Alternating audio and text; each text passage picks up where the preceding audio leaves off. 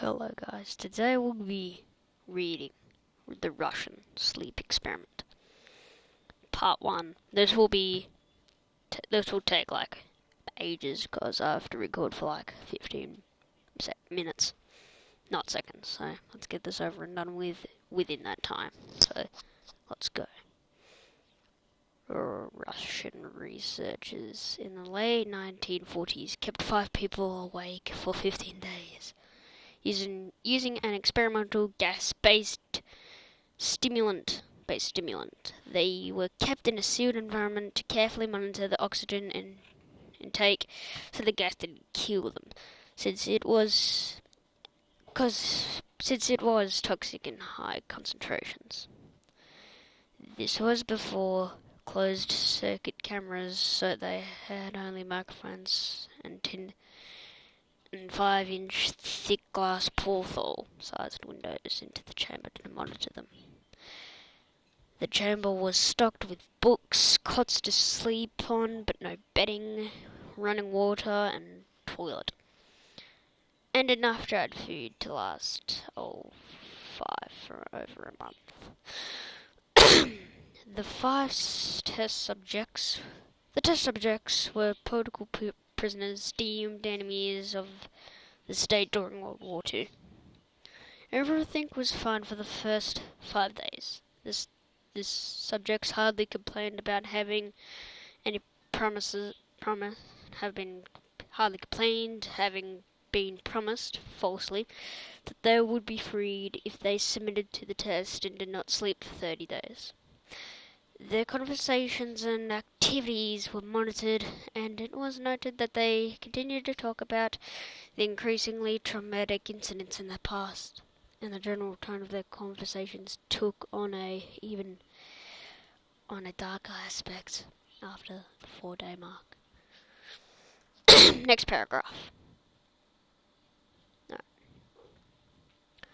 After 5 days, I started to complain about the circumstances and events that lead them to where they were, and started to demonstrate severe paranoia and stopped talking to each other, and began alternately whispering into the microphones, and one way mirrored porthole. Oddly, they all seemed they could win the trust of the experimenters by turning over their comrades, the other subjects in captivity, with them. The first researchers suspected that this was an effect on the gas itself. After 9 days of them, one of them started screaming. He ran through the length of the chamber, repeatedly yelling at the top of his lungs for 3 hours straight. He continued to attempt screaming, but was only able to produce occasional squeaks. The researchers postulated that he had physically torn his vocal cords. The most surprising thing about this behaviour is how the captives reacted to it. Or rather, didn't react to it. They continued whispering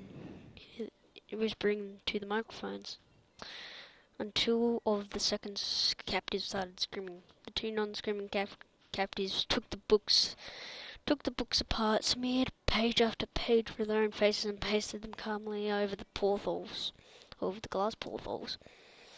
The screaming promptly stopped. So did the whispering to the microphones.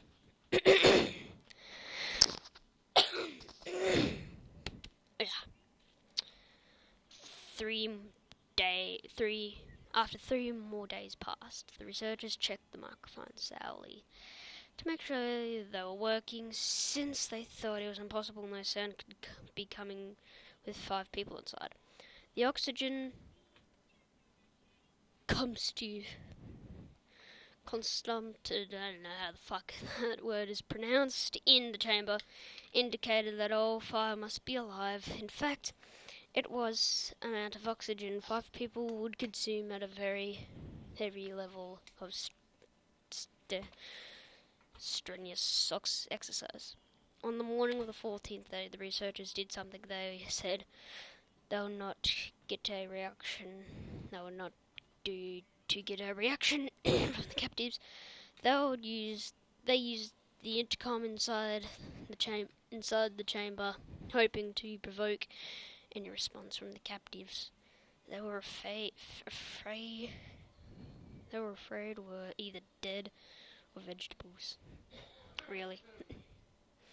They announced, "We are opening the chamber to test the microphone. Step away from the door and lie flat on the ground or you will be shot." Complaints will earn one of you. Imitate freedom. They're surprised they heard a single phrase in a calm voice response. "We no longer want to be freed." Debate broke among the researchers and the military forces funding the research. Unable to provoke any more response using the intercom, it was finally decided to open the chamber at midnight on the 15th day. The chamber was flushed of the stimulant gas and filled with fresh air. With immediately voices from the microphones began to object. Three different voices began begging as pleading for the life of one of their loved ones. Turned the gas back on. The chamber was opened and soldiers were sent in. Fuck, I can't read today. To retrieve the test subjects. They began to scream louder than ever.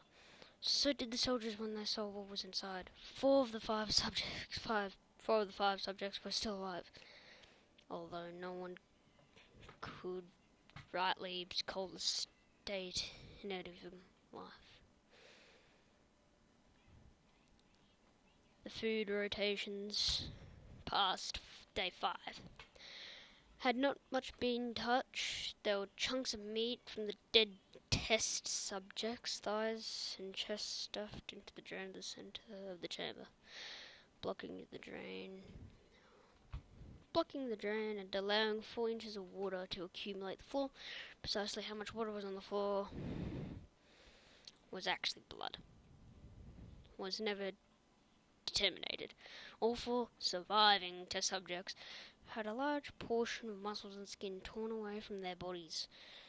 The destruction of flesh and exposed bone of the fingertips indicated that the wounds were inflicted by the hand, not teeth.